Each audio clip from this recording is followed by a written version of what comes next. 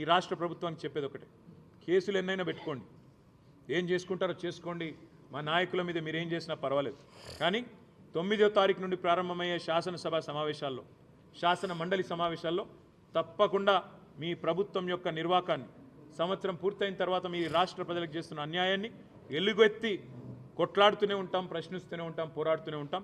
వెనక్కి తగ్గే ముచ్చటనే లేదనే మాట మళ్ళొకసారి తెలియజేస్తూ మీ అందరికీ ధన్యవాదాలు. రేవంత్ రెడ్డి మాట్లాడుతూ కేటీఆర్ హరీష్ ఇష్టం వచ్చినట్టు మాట్లాడుతున్నారు, కేటీఆర్ బుద్ధి చెప్పాలి, ఇంటికి పెద్దగా పార్టీకి కూడా పెద్ద బుద్ధి చెప్పాలని చెప్పేసి అంటున్నారు. ఈ కామెంట్ రేవంత్ రెడ్డి మాట్లాడిన మాటలు సంవత్సర కాలంగా రాష్ట్ర ప్రజలందరూ చూస్తూ ఉన్నారు.